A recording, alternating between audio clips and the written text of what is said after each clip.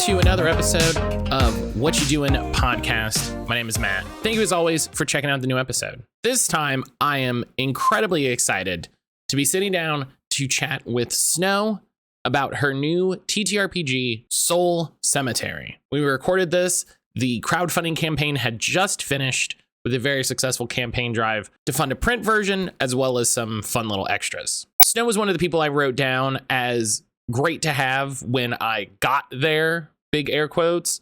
So thank you to Charlotte for bullying me into emailing her and getting her on the show. You'll hear more from me in the outro, so let's just get to the interview. Oh my God. Is that Yoshi? That's adorable. Yeah, I have a pink Yoshi and a little Kirby. I love it. What's up there? I love it. He looks like he's up there because he did something wrong. Like he's being punished. Well, he is now because I didn't pack him with the rest of my stuffies, so I don't really know where to put him. That is fun. We moved about 2 years ago. We moved from Florida where we are now. And there's the worst part of moving, like we said, putting all of your stuff in a box and having to move every single thing you fucking own. But the very, very close second is when you're like, okay, all of my books are packed, and you turn around and you see 3 books and you're like, where were you? Yep. I looked everywhere for all of the books. Where the fuck did you come from? I've got 2 books that I forgot to pack because I was like reading them. So now I'm like, I guess I'll just go in my book bag. Yeah, those are your reading books. Those are the I have these during the move for reading. Yeah. But that's my favorite part of it is organizing. It's so good when you're like, as terrible as the packing is, the unpacking is great because it's so fun. You're like, ooh, look at all these books that I didn't know I had. I didn't know we had that. We're about to do that this weekend. We're unpacking the closet full of all the boxes from when we moved, and I'm so excited to be like, what the hell's in there? Who knows? That's exciting. A bunch of gifts I've already paid for. We're gonna talk about Soul Cemetary, which congrats. Closed today. I was looking at it today. I pulled up the page to be like, let me look at this to make sure I have all my information about this right. And then I was like, it was like ended at 4:01, and I was like, it's 4:01. What did I finish? Did I make this end? Did they shut the door when they saw me coming? This was so specific. Exactly. They were waiting for it. But no, congrats. It's always so great to see everybody's projects fund, everybody finish and hit all their fun little goals. Yeah, it looks like everybody for Pocketopia funded, which is astounding. That's so exciting. I hope that the idea of wrapping everything in a group like that makes people more curious to check out other projects when they see like 57 of 61. I hope that drives people to go, oh, what else is there? What hasn't funded? What's interesting? I hope that. Yeah, I mean, it looks like it worked. I was totally, because it's like a whole new thing, like there's zine month in February and stuff, but this is like a whole new thing. So I was like, I have no idea how it's gonna go, but we'll see. It worked for this one. And it's Backer Kid. They did the Mothership month thing forever ago. That seemed to work out well for everybody. And well, I think it did good. I feel like Mothership always does really good. People like Mothership. Despite it not having a sneak skill. Oh. It's just the joke I make all the time. It's stupid. Gotta start some discourse. It's a joke. It's a joke for me. Is what it is. Like, I don't care if it doesn't have a sneak skill. It's just that Quinn's review made me laugh so hard because I immediately went to a Discord with a bunch of friends of mine where we talked, because we're all TTRPG nerds. And so we, of course, all watched the Quinn's videos immediately.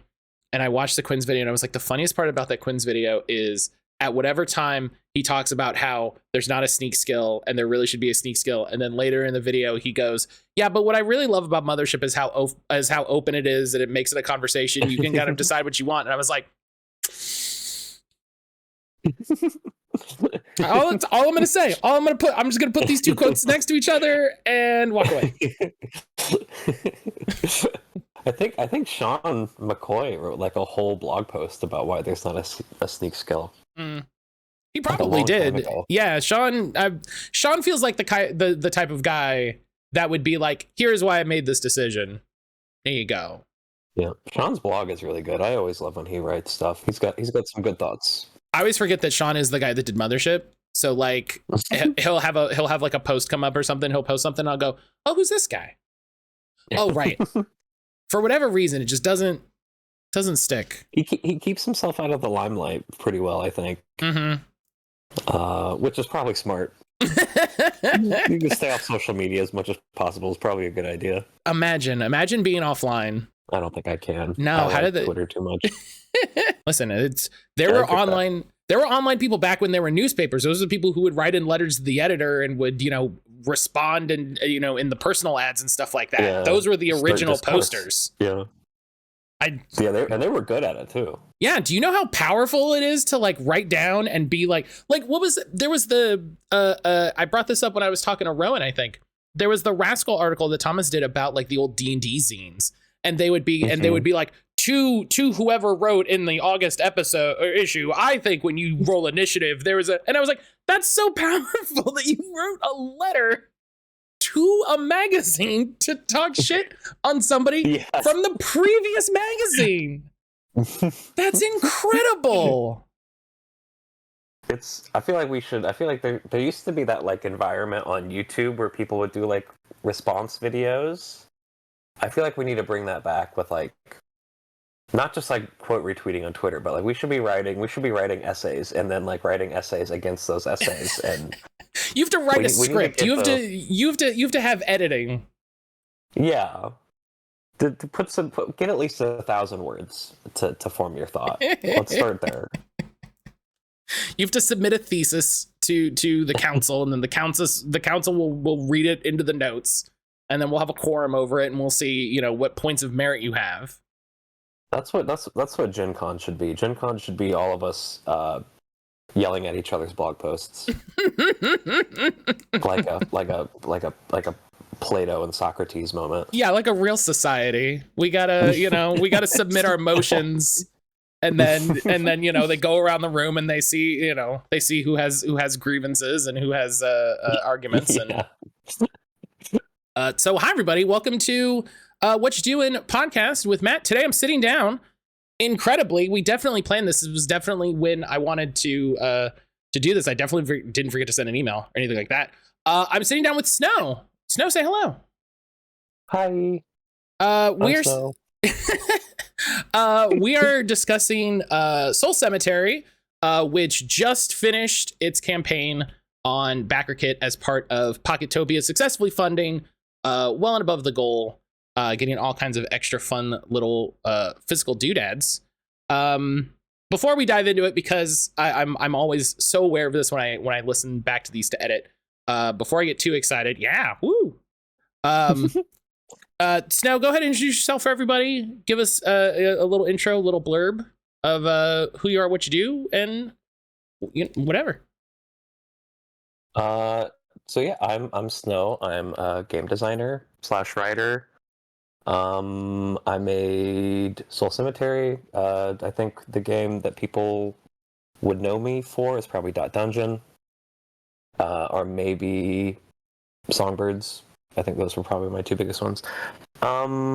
Yeah, I like designing games. I can't stop designing games, and when I'm not designing games, I'm writing essays about designing games. So that's what I do. That's all I do. When I'm not designing games, I'm writing about designing games, and if I'm not doing that, God has ended me for my hubris. I'm sleeping and dreaming about what I'm going to write about games. So I said I would save my my effusive compliments for Soul Cemetery for this part of the podcast, and I did. Soul Cemetery is so good. I read it. I've read it twice. It's very good. I'm glad. It was very funny because I started reading it and I was like, oh, this is not what I expected. And then I kept reading and then I got to the end and I was like, yes, this was good. And then I read it again today before the podcast to have everything fresh in my brain. And guess what? It's still really good. It continued to be very good. Usually I make it so it gets worse, but I guess it A didn't do lot of, that. So a lot of games get worse the second time you read them. It's like, it's a thing that happens. It's a lot of the like excitement has worn off and you're just like, oh, it's just, okay. It's just D20 rollover. That's all right. words. Get out of here. The book didn't magically transport all of itself into my brain. I got to read this again. I love reading things more than once, which is not something I used to be able to say. But now, when I read a book, I'll read it like 5 times, and each time will make me think differently about it. So that's weird. How does it do that? Like a book, like a novel, or a book like a game specifically? I mostly read nonfiction, so essays and stuff like that. But I also, there's a couple books I read a bunch. And sometimes I'll reread some older games that I've already read. Like once a year I'll probably read Vincent Baker's Kill Puppies for Satan, because that book always blows my mind when I read it. I'll read Flying Games from J. Dragon. And when I reread those, it feels almost more like literature, I think, and I get something new from them each time. And Kill Puppies for Satan has mechanics, but we don't have to get into that because it's a little graphic, I suppose. you know, I'm familiar enough with the name. I don't think I've read it. Now I'm gonna write that down. Well, believe it or not, it's a game where you kill puppies for Satan. You don't say. It's very straightforward. And it's written. I don't know. It's a game that I try to get everybody to read just because it's like so unlike a lot of what games are now. And I think we need more. I think we need more little freak games like that. Listen. 2024 to 2025 already has been an amazing year for little freak games. Yeah, I agree. I think so much. I'm super excited. I think so much of what makes people excited about games is rooted in just being a little weirdo, being a little freak about it. Yeah, that's something I've been saying for a very long time. When it comes to most things, but like I think most people just want to be a little guy. Mm-hmm. That's why we play these sort of role-playing games. We just want to be a little guy. We want to do our little thing. We like pretending. We like being something else. Mm-hmm. And it's like a very natural thing. Like we give voices to our cats. Because that's what we do. It's just what humans. I think we've probably always been doing that since the dawn of sentience. Mm-hmm. Oh yeah, immediately just pretend to be something else. As long as we've had cats, there have been little cat voices. Absolutely. Oh yeah, definitely. Making a funny voice to make fun of your friend. I'm sure that's like one of the first jokes that was ever told. Like, oh, here comes Dave. Oh, I'm Dave. Oh, yeah, exactly. I got a new car. That was the first role-playing game. That's it. That's it. Yeah, that was the first TTRPG. It was fuck Dave and his new car. I love it. Yeah, I love when a game has a good little bit of mechanics. I love nice little fun crunchy systems. But also sometimes a game is just like you said, you have a silly voice, you pretend to be a little guy, and everybody has a good time. Yeah. Yeah.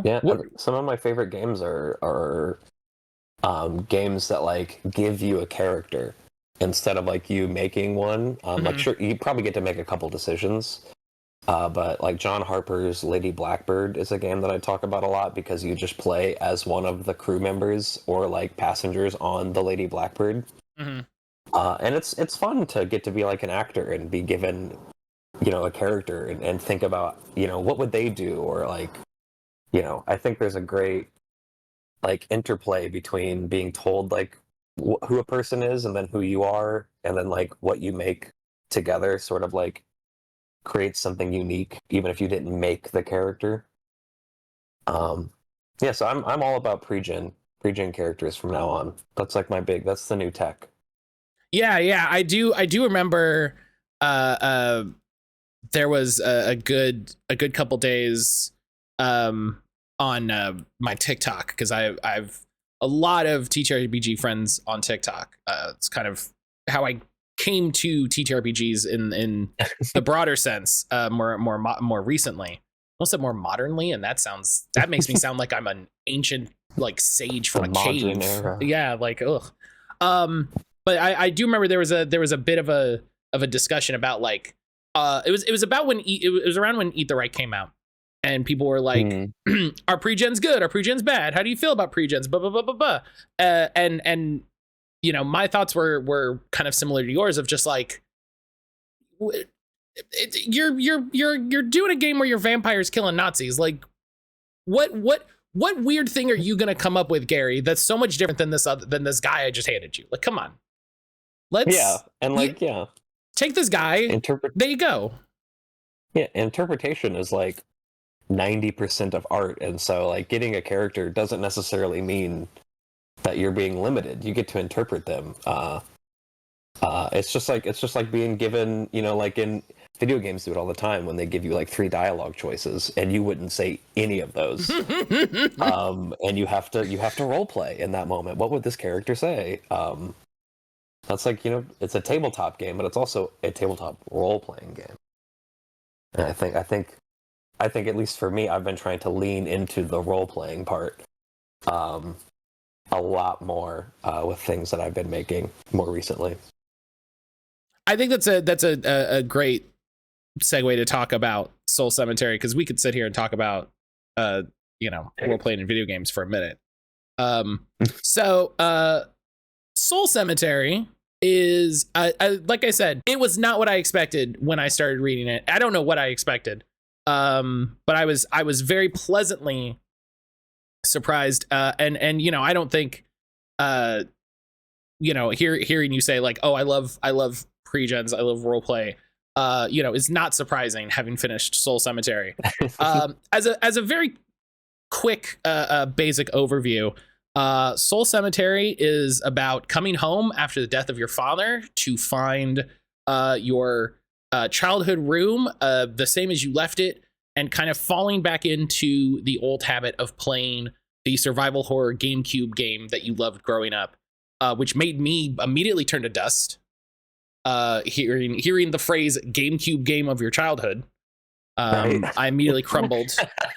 But the game the game is called Soul Cemetery, and the game of the book versus the video game in the fun snow way of the game is the game that you're holding, but it also the game is the game in the game, and so you're playing by playing the game, you're playing the game.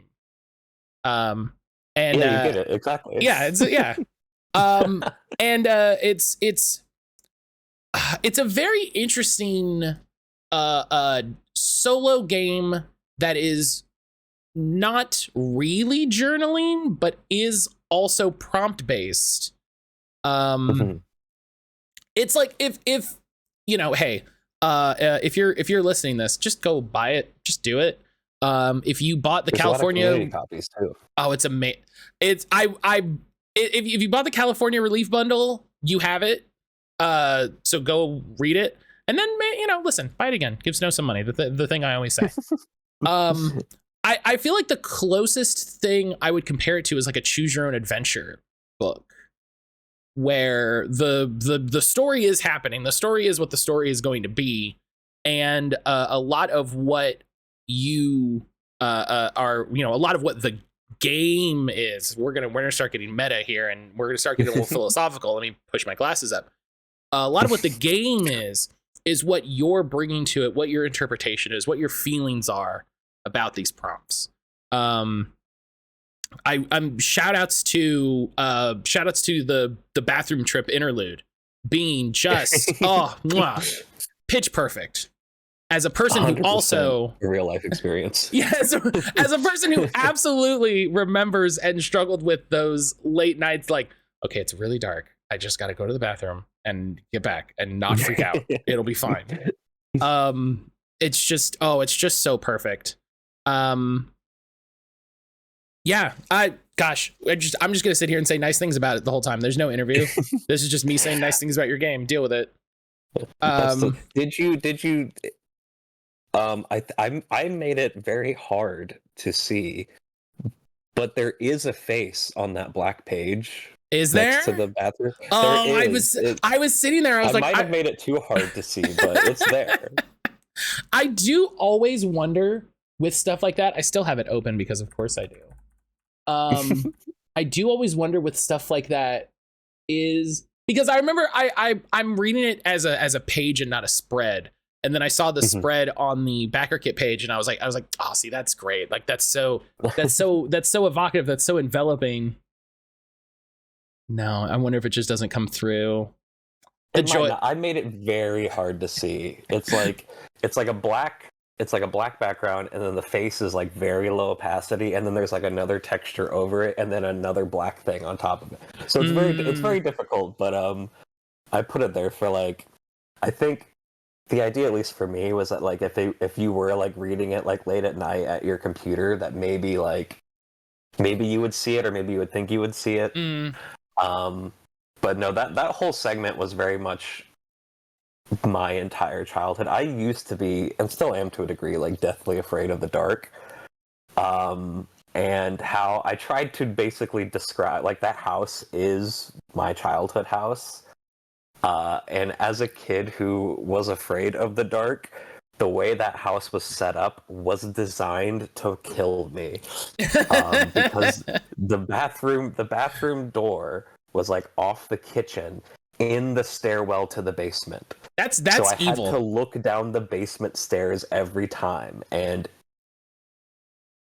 absolutely, I kept imagining like a David Lynch scenario, like in Mulholland Drive, when the witch pops out from behind the dumpster. I kept waiting for something to creep around the corner of the basement every time I would go to the bathroom. It was not a fun time.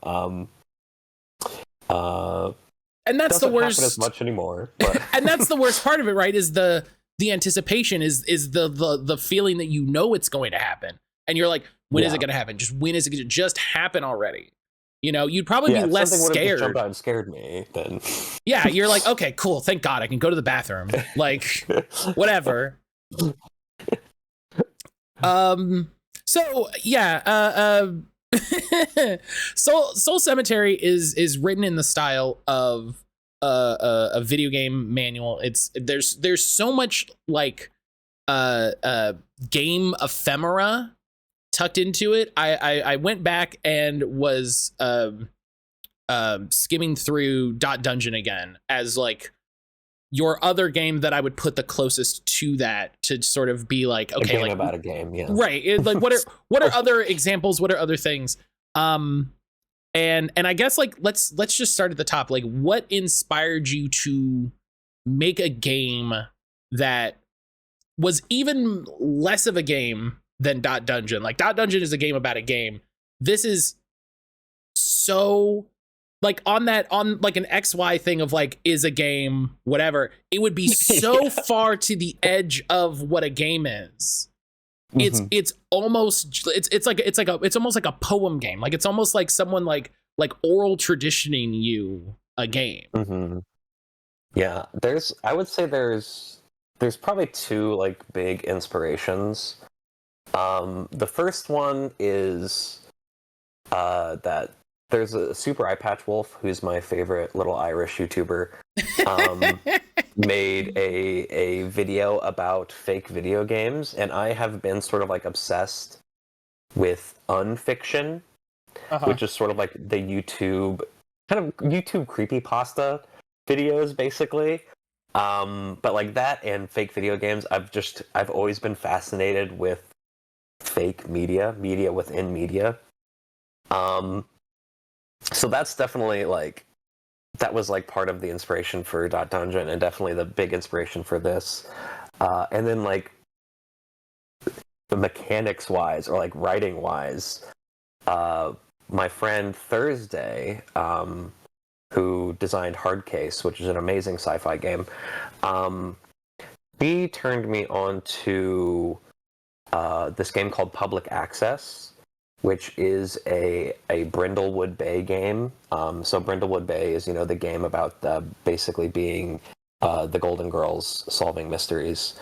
But public access takes like its sort of like formula and like mechanical like lyricism and makes it about solving horrors that are a little different, but they have some like things that are very much up my alley. Like one of the mysteries is like a haunted arcade cabinet, and it very much uses that idea of like, to do the mission you just go through these prompts, and usually you discuss them as a group, and like your character sheet can like interface with them and like can change the outcome of different stuff.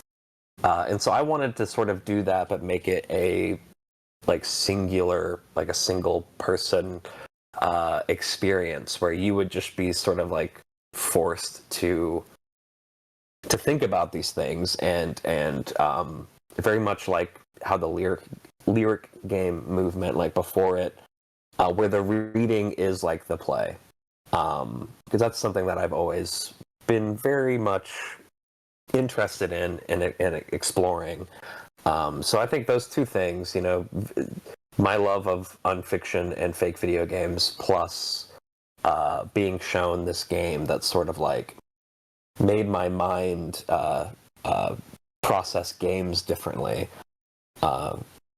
led me to writing this and like one night spree, you know, edited and stuff later, but like the majority of the writing was done like in the middle of the night one night when I was just like struck. I was like, oh, I need to write this.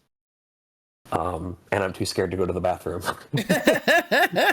I could go to the bathroom or I could write this game. Let's just let's just do this.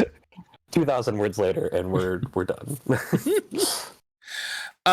Yeah, I had to go look up the Super Eye Patch Wolf video you mentioned, because I still haven't watched that one. That's one of the ones I keep not picking over, but one of those things of just like, I don't have 2 hours. You know. Yeah. All I do is watch YouTube, so. Oh yeah, I know. I'm also a degenerate. I just, you know, you make a podcast and all of a sudden your time goes out the window. It's in a weird way. That's what I've heard. Yeah, you wouldn't think it takes a lot of time to like sit down and talk to somebody for 90 minutes, but then you got to like listen back and edit it and do show notes and figure out hosting. Yeah. It's a lot. That's why I only make like one YouTube video every year, basically. I like the idea that you have like a checklist of just like, okay, yeah, I did it. See you next year. Recurs yearly. Like, all right, yeah, tell me. I'll see you in 10 months. Get out of here. Yeah, and I love fake video game horror. Like, there's so many weird. Not even like there are horror video games, and then there are video games that are fake video games that are actually horror video games, and then there's the true bottom of the iceberg level, which is YouTube videos about fake video games that are fake and actually horror, and that's the sweet spot. I made one of those for Soul Cemetery. Did you? Oh, I didn't know this. Yeah, I basically wrote like a little creepypasta, and filmed a fake video essay for it, basically. How did I not find this? That's incredible. I think it's on the itch page. I don't know. I might not have posted it there, but yeah. No, it's fun. I don't know. Yeah.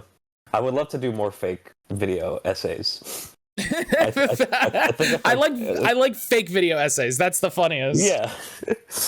I think if I could just make like even this book that I have right now is like a collection of essays about a fake book. Like a book that doesn't exist.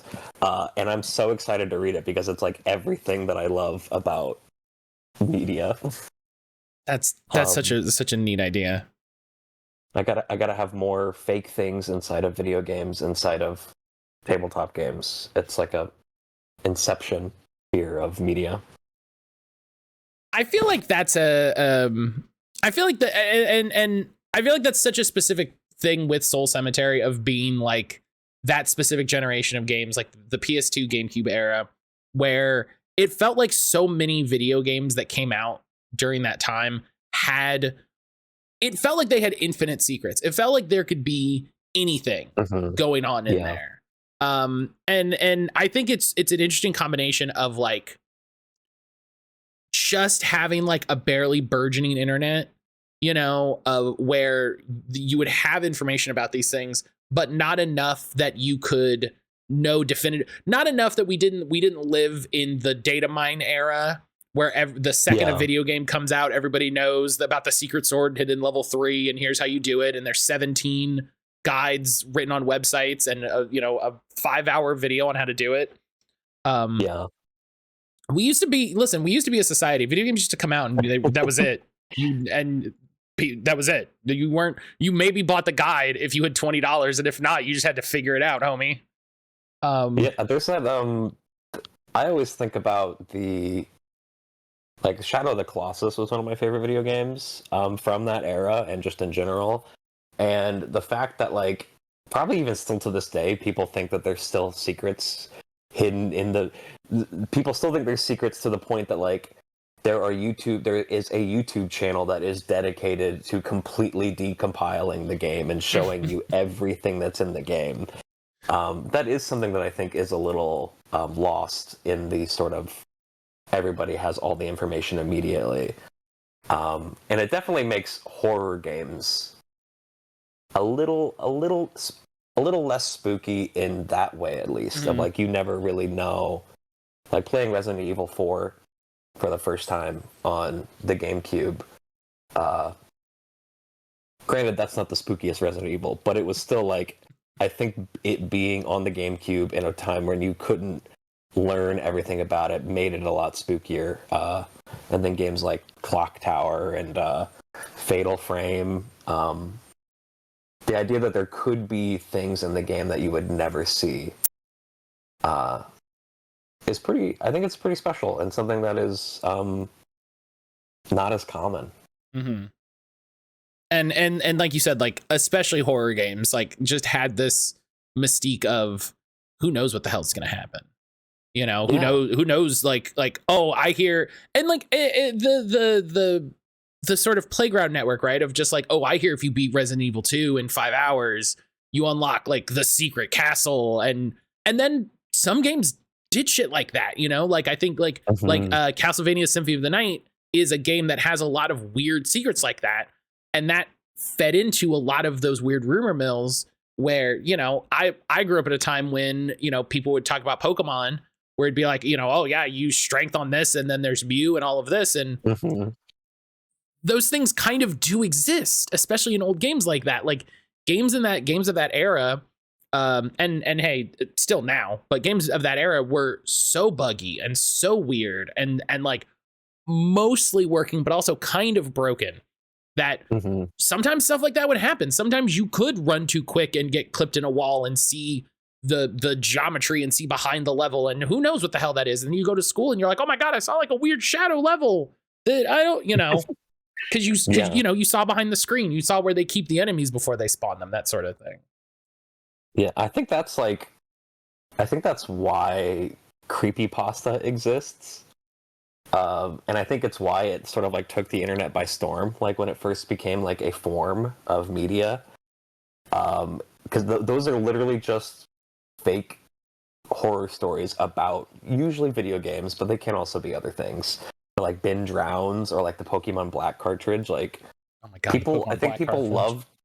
people love telling stories about like, I don't know, like I almost want to say that's like the inception of fake media almost. Is let me tell a horror story about this game, and then some people actually go and like the binge rounds creepypasta is like a real game now. You can actually play it and experience that. That's always been like, granted, I'm very easy to frighten, but I've always been super drawn to that sort of thing.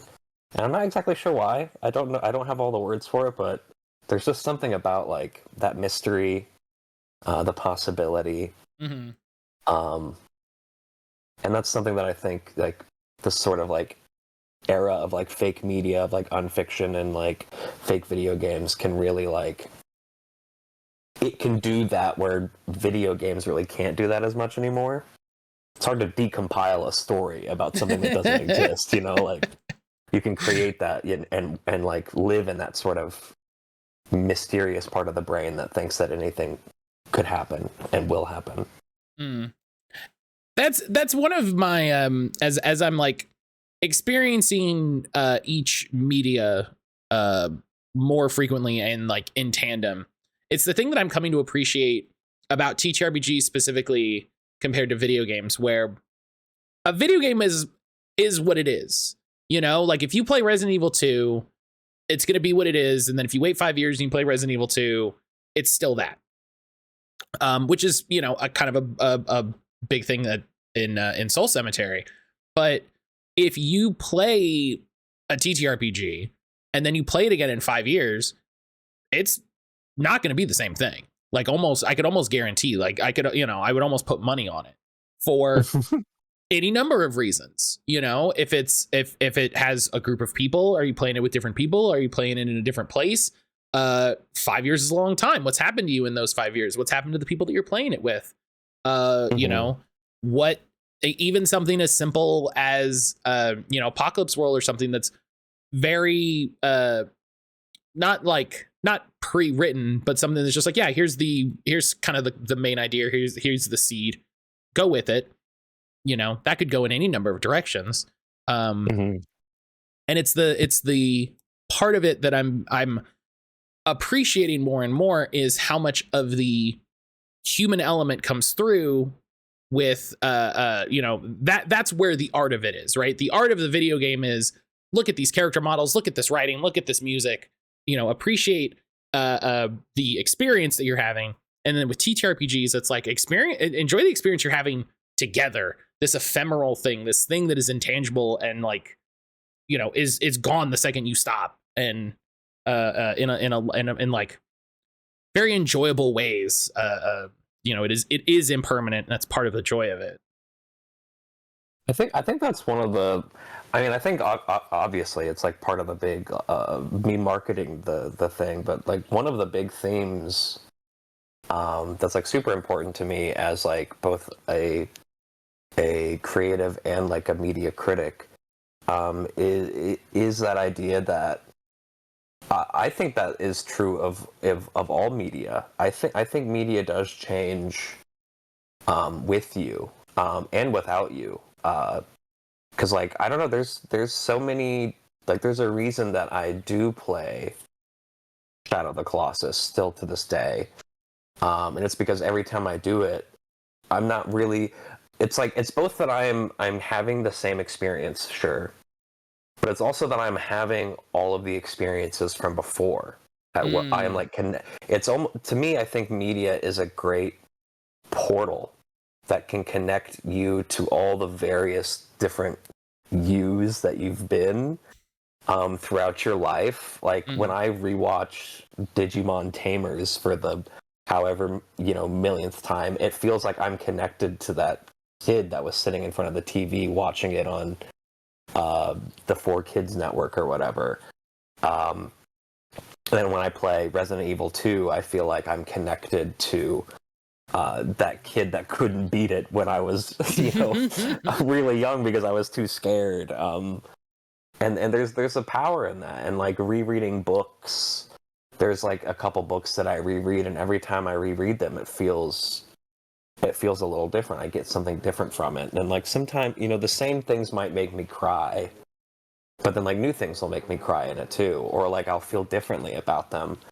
And I do think tabletop games have a bit of a unique relationship to that, in that a tabletop game is like inherently unfinished when you get it, because you are like the final piece that completes it, whether it's like a lyric game and you reading it completes it, or if it's, you know, like you have to get the group together and run a game, and like your GM is going to prep certain material, and like you are sort of that unfinished piece, and it makes that relationship to media that I'm very interested in a lot stronger, because like you can play the same game with the same people,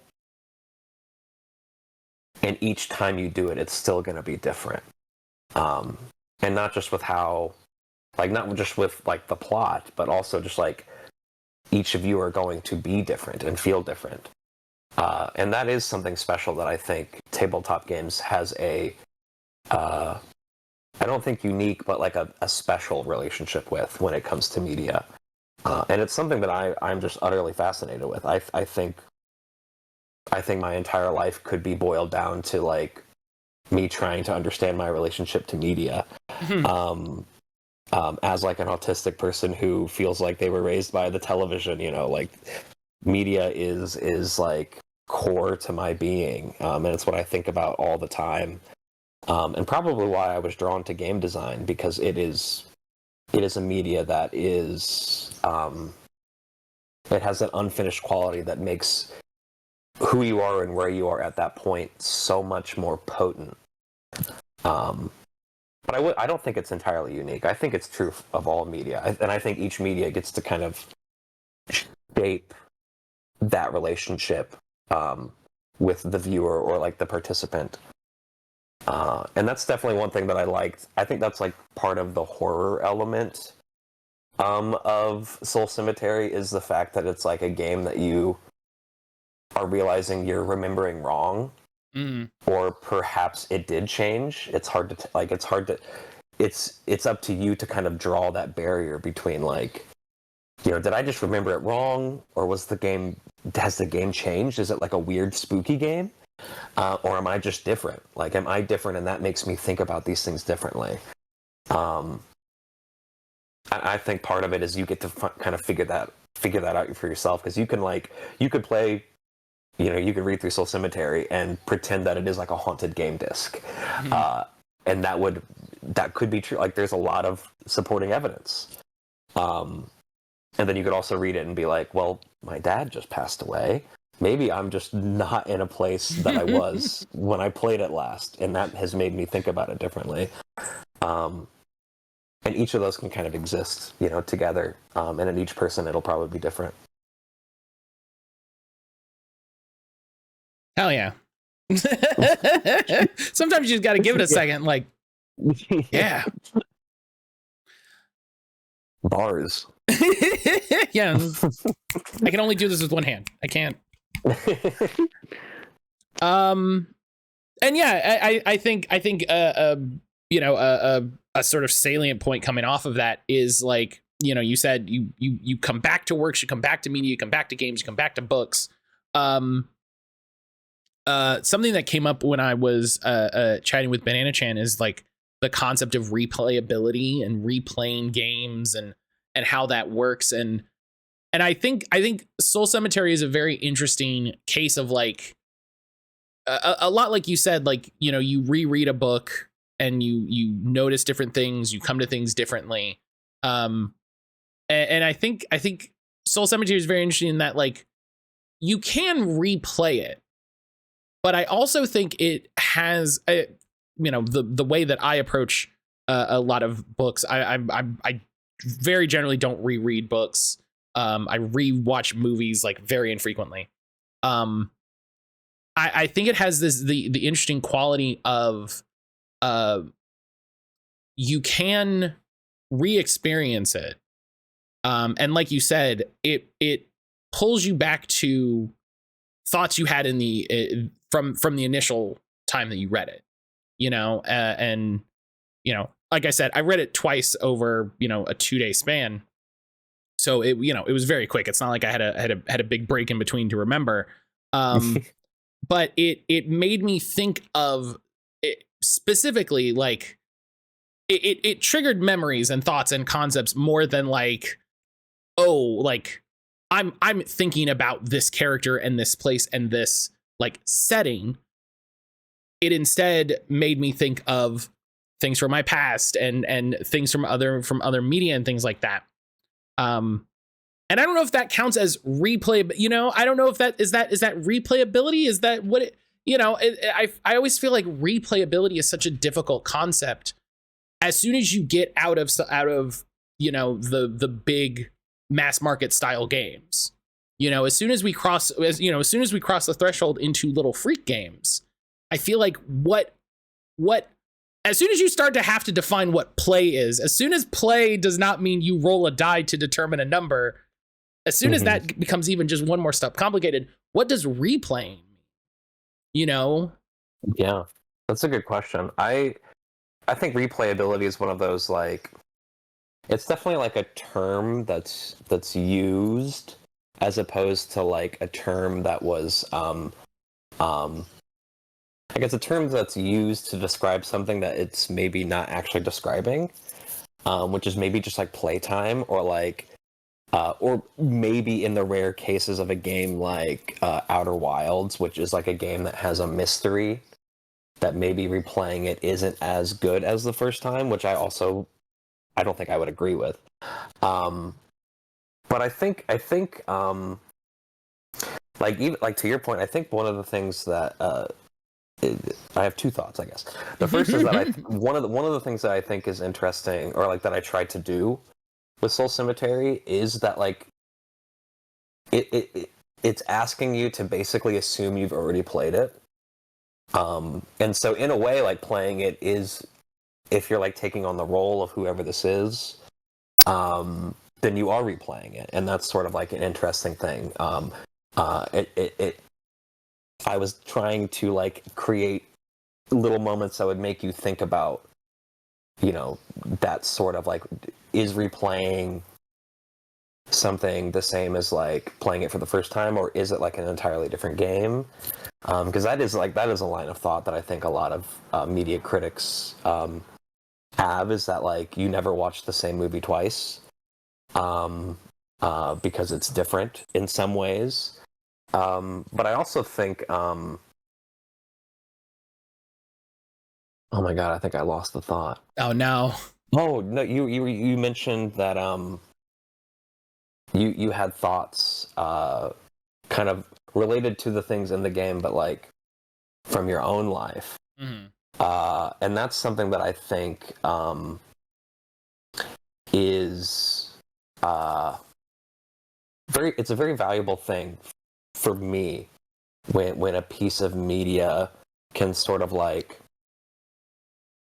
go in through my eyes or my ears and then like find a place in my brain to live, and become part of like those future conversations about other media. Like, sort of like, you can play, Resident Evil 2 and be thinking about your experience with Resident Evil 1 while you do it. Or something can happen just in your daily life, and it can remind you of something that you saw in a movie. And the way that media can sort of like work its way into, not necessarily like the memory part of your brain, like where like childhood memories are, but it can work itself into a part of the brain that lets you relate your own life in new ways. It creates like a new relationship for you to have with things in your life. And I think, like, even with maybe bigger budget games, I think replayability is almost trying to measure how much space a game takes up in your head. And maybe if it takes up too much space, it's harder to replay it. I'm not entirely sure, but like, replayability it's never been something that I've like valued, I guess, or like looked for. It's usually something that happens because a game or a book or a song like gets into my brain and I think about it a lot. Like, I played Signalis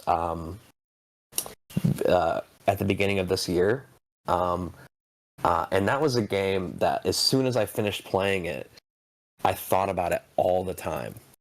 Like, the game had a longevity in my brain beyond like the 6 hours it took to beat it.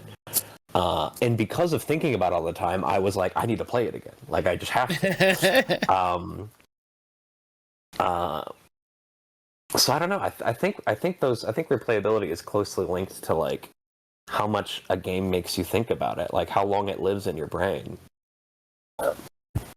Because even like there's plenty of tabletop games that I haven't like played, like games with dice that you're supposed to sit down with people and roll dice for, that I've read, that I still think about like all the time, and that have inspired like my design, or have, you know, every time I'm about to run a new campaign for something, I'm like, can I use that game? I've been thinking about it a lot. Can I use it? And then like everybody's like, no, I want to play the game I already know, and I'm like, you're boring. But Losers. That's a whole different discussion. but I think those two things, I think they're related.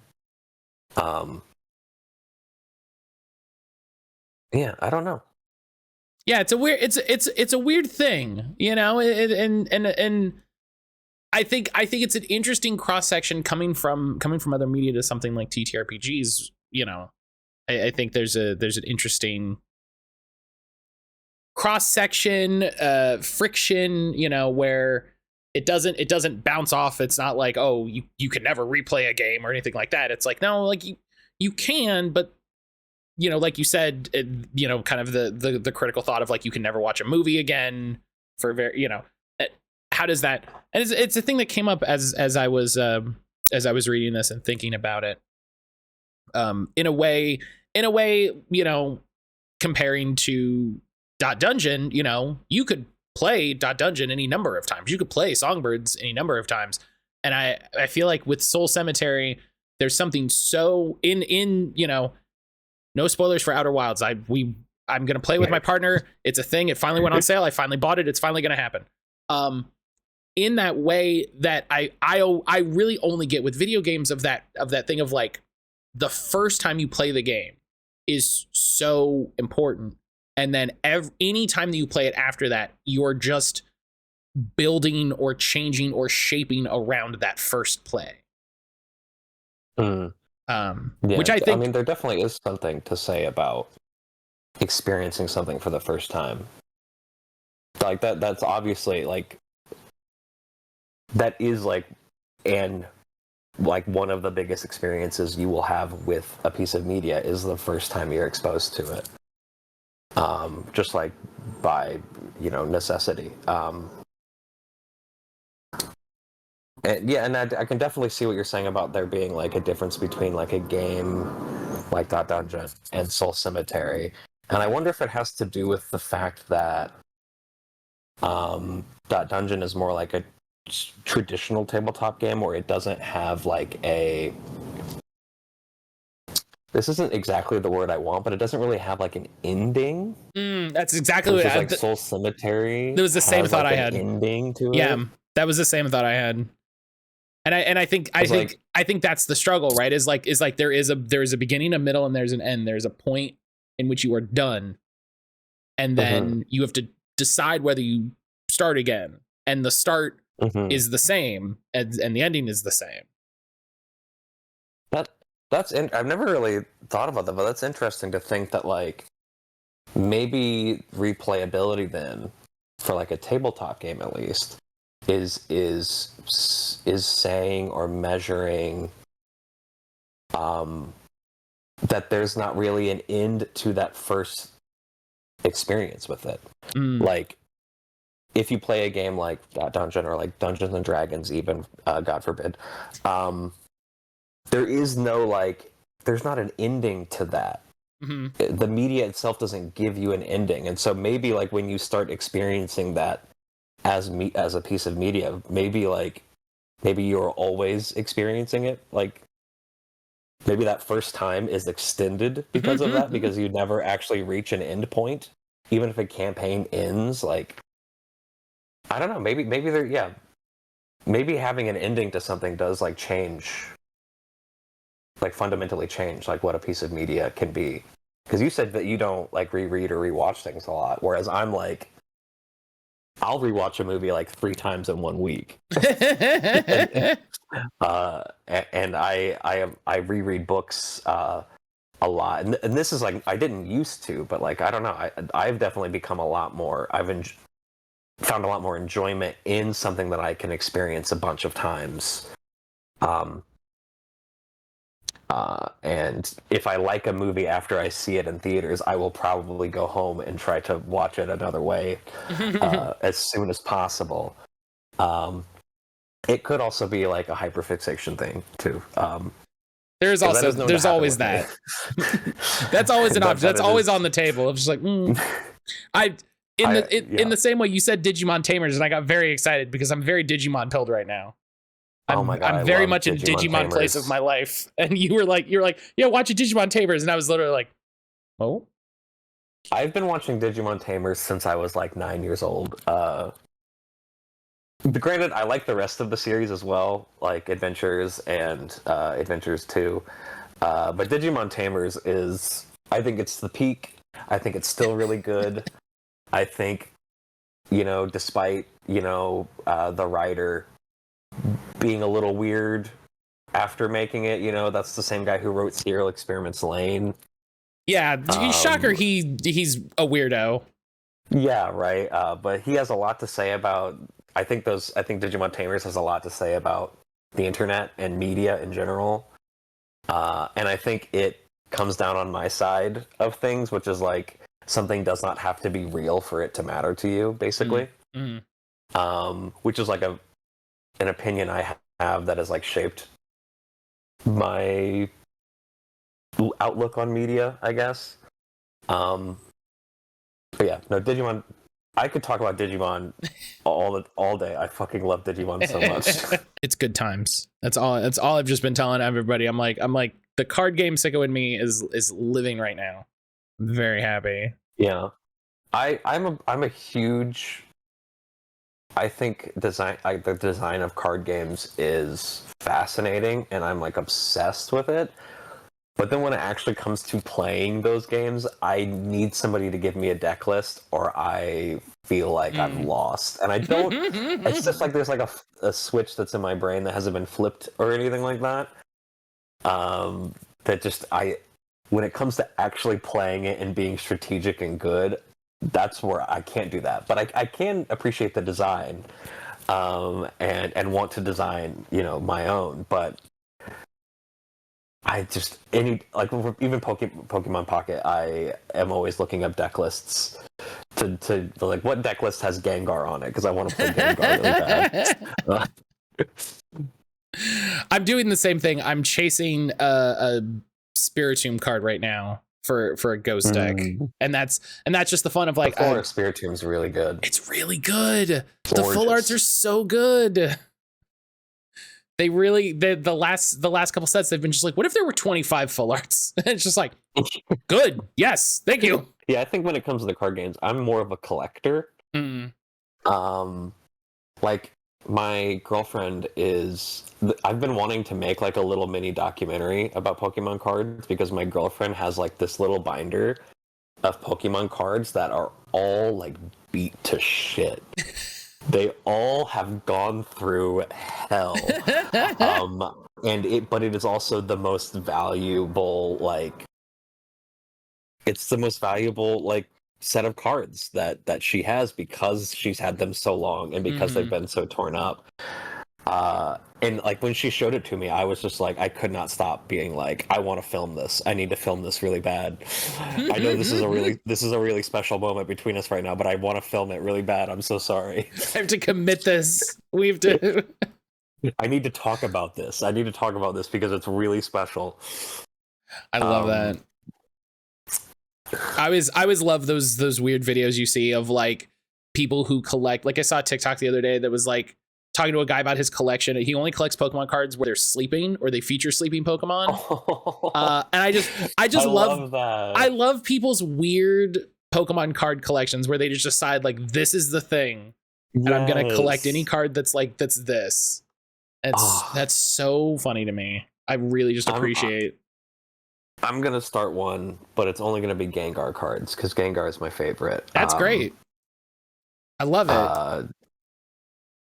I saw one that was like that, but it was like Umbreon cards, and I felt bad for them because I know there's at least a couple Umbreon cards that are like several $100s at least. I just had that same thought of just like, no.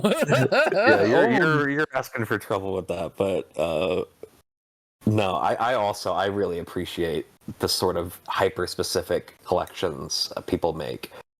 One of my friends who is an avid collector of not cards, of anime figurines, actually sort of changed my entire like relationship to collecting things, because I was like, I asked them, I was like, you know, how do you decide what to get? Because you have all of these things, like how did you choose these specific ones?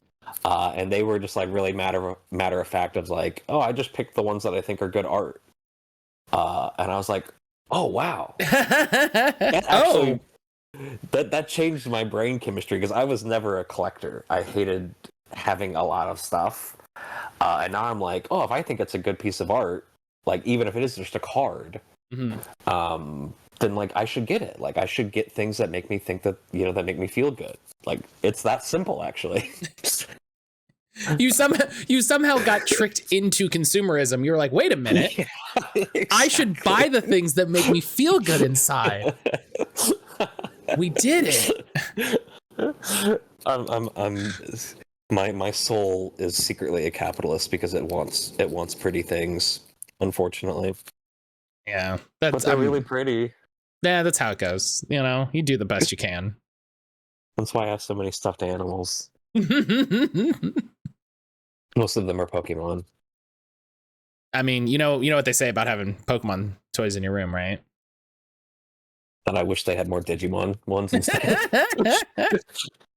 No, there was a super popular TikTok sound like a year ago that was like, there was just a guy that was like, you know what they say with you got Pokemon toys in your room, means you gay. And so the stitches were just everybody showing all the Pokemon toys in their room, and then their pride flag, and it's just like, yeah, there it is. Yep, it tracks. It's true. Oh, listen, there's like I have a trip to New York City, and like it's like for late next year, for something, and I've told everybody that I'm going with, like, there will at least be one day where I'm going to leave you, and I'm going to go to the Pokemon Center, and I'm going to spend no less than $200, and I'm going to come back. And I don't want anybody to ask any questions or comment on it. I need everybody to be cool about this. This is going to happen. You can go or not if you want. I'm going. That's that. That's settled. I took a trip to New York City for spring break like a long time ago. And I felt really, I was with someone who didn't make me feel comfortable buying Pokemon plushies, and I regret it every day. So I'm going back and I'm getting all the ones that I couldn't get, and then just a bunch more Gengars. Every Gengar they got. Hell yeah! I hope when you go, there's like some cool new Gengar. There's some reason that there's you know. I hope so too. Godspeed. Godspeed, you little purple ghost. That was a great tangent. I love that. We're gonna have to hard cut real hard to get back to talking about the game, but also that was fantastic. I loved every second of that. I made a game. Yeah. Right, that's what we're doing. Should have made a Pokemon game. You put out a Pokemon. Actually, you put out a Pokemon game, then you get an email from Nintendo. It's just like, you know, you can't do that, and you're like, ah, shit. Right. This is why people don't do this. Right. I did have. It's like partially written because I stopped writing it, but I had a game that I was working on that was going to be specifically a journaling game. But it was a journaling game, a 2-player journaling game, where it would be you and your friend both playing a Pokemon game together. Mine was going to be Gen 1 because, whatever. I'm at least a little old. Don't say that. I'm definitely old, so. And the idea was going to be that you would journal love letters to each other, based on where you are, like on the map, in Gen 1. So maybe I should go back to that, because then I could talk about Pokemon on a podcast more. There you go. Listen, we can talk about Pokemon. Figure it out. I gotta listen. We gotta get into it. What's your favorite Pokemon game? Well, I mean, what's your favorite Pokemon? Probably Gengar. It's come up. Okay, yeah. Well, so it's a tie between and it's a tie. It's a tie between Gengar and Haunter. Like, Sure, I have a that's Haunter fair. tattoo on my arm, because my best friend got a Ghastly, and so I got the Haunter. So I like Gengar and Haunter quite a lot. That's fair. I think Gen 3 was the best generation though. Like, I think it had the best map. I think it had the best new Pokemon. So I'd probably have to say Ruby or Sapphire are my favorites, or Emerald probably. Yeah, Emerald. I like Ruby Sapphire. Oh yeah, Emerald. Yeah, I forgot. Yeah, that guy. I always forget Emerald exists. That guy. I don't think about Emerald a lot. I'm a shiny hunter, and Emerald has weird shiny hunting RNG. So Oof. like, we don't talk about Emerald a lot because of that. So I feel it was very funny. It was the same feeling of like Ruby Sap. Oh yeah, Emerald. Yeah, Yeah, it's there. that one too. I just started shiny hunting because I got a copy of Soul Silver. And I haven't gotten very far because I'm trying to get a shiny Cyndaquil. Hell yeah. So when I have like a spare 30 minutes, I just sit there and reset the game for like, 100 times, and then it's like, oh, still didn't get it. Moving on. Hell yeah. I love I was shiny hunting in Heart Gold for a starter, and I got a shiny Cyndaquil. Ooh. And it almost like within the same week, a friend of mine who was also shiny hunting in Heart Gold got a shiny Cyndaquil. Well, then I just gotta keep going. I believe Cyndaquil's my favorite starter. I believe in you. Guy. He's good. He's that's probably my favorite for Gen 2. Yeah, I think I agree with that. I was really upset when they announced the new Pokemon game and they have like Totodile, Chikorita, and then like Tepig, and it's like, where's Cyndaquil? Where's my boy? Cyndaquil was in the last one.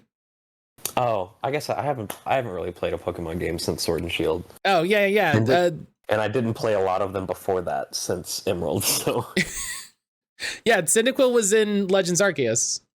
Okay, well then I need to get that one. Yeah, that's my boy. You should. It's good. He gets a special new form. Cool little guy. I have seen that, and it does look pretty cool. Yeah, I like Legends Arceus. I think it does some interesting stuff with the Pokemon formula. And I'm interested to see what the hell they do in the new one. I don't know how I feel about having to like actually dodge the attacks. I don't know. I'm open to see. Yeah, we'll see. Yeah, I'm not positive or negative on it immediately, and so I'm just like, we'll see how it goes. Worst case, I'll just stand there and take the hits, like God intended. Yeah. All right, we're gonna chart a path back to talking about the game, right? We're gonna take this segue back. We can do it. Yeah, I believe in us. So talking about video games, Pokemon, Digimon, all of that. What were kind of the big horror video games that you enjoyed, and what were the more direct influences for Soul Cemetery? What were you kind of pulling more directly from? Well, I think like the games that I played around the time that like the fake video game Soul Cemetery would have existed, like on the GameCube, was like Resident Evil 4, which again I know is not the scariest Resident Evil, but I also was very easily scared as a kid. And I think at that time it was literally me and my friends would only be playing Resident Evil 4. We'd be doing like the Mercenaries mode, or we would take turns playing Shadow of the Colossus. We would just like, one of us would beat it, and then we would hand the controller over, and then another of us would beat it. And we did that until we had enough stamina to climb the tower. As for more direct influences for the game itself, it would probably be, like, the big one that I was thinking about a lot was, oddly enough, Crow Country, which is like a modern retro horror game. Mm-hmm. Like, I had that sort of aesthetic in my head because I had just been playing it. I was also thinking about Signalis, which is another sort of modern retro survival horror like game. But then I also was a big fan of like Rule of Rose. Big fan of PT. I still think PT is like the scariest game that's ever been made. And it's sadly a game that we can't really play anymore. But like that's a game that legitimately frightens me every time I watch a playthrough of it. And I don't like think I've watched a full playthrough of it. I don't think I've seen a whole thing. So fucked. And I remember like being in high school, and my friend like came over to spend the night, and he was like, "Hey, there's this new demo for like a Silent Hill game or something that came out." And I remember sitting there and watching him play and not like being able to look at the TV very much. And I think it got to a point where even he had to put the controller down and be like, I don't think I can play this anymore right now. And that feels like such a fake haunted game story, right? Of like a friend is coming over to stay at your house and they're like, hey, did you hear about this new weird demo? Let me just download it. And then it's this weird, freaky, like fucked looping game that's just like, is the game broken? Like, is there literally a ghost in my PlayStation right now? And then it's like gone almost as soon as it's there. Like it's taken off the PlayStation Store. The game itself is shelved. Like I think, you know, you can buy a PlayStation with it on it, like still on the hard drive. I've seen that. That's so funny to me. On eBay for like thousands of dollars. It's so funny to me. I feel like that game was a literal creepypasta, like come to life. Kojima pasta. I'm a huge Kojima fan. I think that man is a genius. I think he's crazy. I think he's silly. But I also think he's a genius. But yeah, I think honestly, anytime I'm trying to think about anything horror, like scary, I am like, can I at least try to be as scary as PT? Can I at least try to make myself feel as scared as I was when I played that game? But also, Rule of Rose, I think, is like, I don't know. I think it's what I think of when I think of like survival horror, in the sense that it's like it's not super scary in any way, but it is very unsettling. It's got the tank controls. It's got the camera set in place. It's got the great music. It's got the great atmosphere, and it's also about like childhood trauma. So that, and then like, you know, I played a lot of the Fatal Frame games, which I think are maybe a little more goofy than they are spooky in reality. And played a lot of the Silent Hill games in high school. Oddly enough, I didn't play that much Silent Hill 2. I played a lot more Silent Hill Homecoming, which, you know, has a lot of drama, discourse around. I don't know. It wasn't a very good game. I like drama. I like the use of the word drama in that context. And then I also played a lot of Silent Hill The Room, which I think was 4. Which I think is a very interesting game. I don't think it's a very good game, but it was very interesting. So those are games that I think about quite a lot. They have a lot of space in my brain. Yeah, Silent Hill 4 is very weird. I think a lot of the problems with Silent Hill games after Silent Hill 3, not to get discoursey, I think a lot of the problems of Silent Hill, I think it's very difficult to make Silent Hill 2 and then Silent Hill 3 and then make any other game called Silent Hill ever again. Like from a critical reception standpoint, like I think that's kind of, you just kind of have to be like, it's something else now. It's a different thing.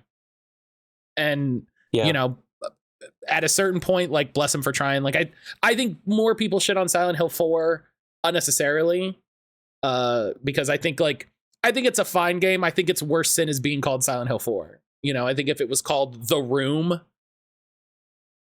Yeah. Like that's the kind of game that if it came out today on like Steam, you know, I almost said Steam Greenlight. I don't even think that's a thing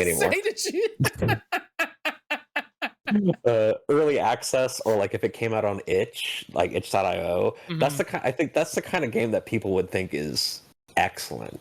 But since it came out after Silent Hill 2 and 3 and was so idiosyncratic, I definitely think it lost something in being like compared to those games. I think it could stand on its own. I just don't think it ever had the chance. Yeah, and it was also a very strange game. Yeah. Oh yeah, it definitely had like its own like weird things. It's kind of how I feel about like the Final Fantasy games. Like I feel like the reason so many people hate Final Fantasy 8 is because it wasn't Final Fantasy 7, you know. Yeah. And there's a lot of weird comparison stuff in media that I'm like, you don't have to compare stuff. You can just kind of take the thing on its own, and you know, these things are definitely in conversation because this is a sequel, but also we can just, you know, we can draw a little line right here and we can appreciate this over here. Yeah. And with Final Fantasy and Silent Hill, hardly even sequels too.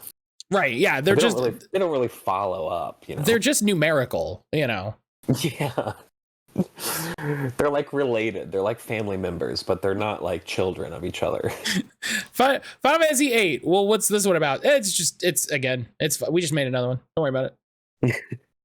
We opened the file for the we've opened the file for the game, and then we saved it, and then it was Final Fantasy _8, and that's where we.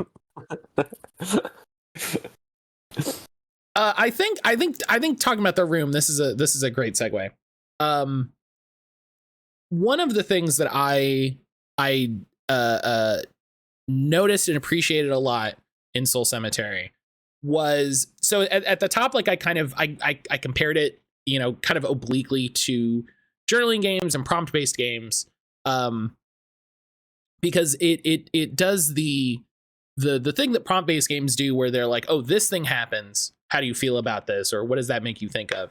And there was something so gripping about the way it was done in Soul Cemetery. It was just, there would be, and you know, I come back to the hallway example, like so specifically, the restroom break so specifically, because there is just so much text, there's so much happening, there's so much that's like given to you as the player, and then I don't even think there's anything to like, there's nothing to reflect on until the end. You know, you read the whole page, and then it's just like, wow. It's almost like the book looks at you and is like, yeah, wow, that was scary, huh? Damn. And there's, I'm so interested in this, like, I don't even want to say like experimentation, because I that makes it feel like it's like a snooty art thing. But I think it's so interesting to see that the way this game like guides you explicitly, like it's like, you do this is what happens, this is the thing, you know. And some options didn't even have, like, there would be like 3 options, and the last one would be like, and you know, what does this name tag say? And it felt such an interesting like dichotomy to the way video games, especially older video games, but video games play now, where, like you said, like you mentioned, like dialogue options, like it feels like someone is just like telling you a quest thing, and then it's just like, oh, do you have anything else? And then you just be like, yeah, what about my brother? And you're like, there's like, you said like 17 things. Can we go back to that? Can we go back to any of the other things you said? All I can do is ask you about my brother. You talked about like the Queen in the Ice Palace. Can we? No? All right. And so I think, to get to my actual question, when you were designing Soul Cemetery, this sort of game, like what sort of ideas do you have around like guided play versus free play? Like I think TTRPGs are such an interesting medium for this, where like some games are just like, you're a fighter, go, you know, do what you want. And at Soul Cemetery is very explicitly like, you are this person, this is the event, this is the place, this is the action. You know, how do you, is that a thing that you find is valuable you know, across the board? Was that a thing that you wanted specifically for Soul Cemetery? You know, is that a thing you went into designing the game to say, I'm going to only provide these sorts of prompts and these prompts of experiences? Or was it something that came out of, I want to emulate these sorts of experiences, and this is how you get to that? I think it's definitely more of the first. I think I am a bit of a tabletop role-playing game extremist in that regard, that I have become a lot more demanding and appreciative of the game telling me more. And not like giving me more information, but like telling me, the reader, not even what to do, but like just telling me more. I don't know how else to say. I believe wholeheartedly in I think it's the Shakespeare quote about like if the world is all a stage, then the stage is all the world. The idea that like only in the hyper specific can you find like universality.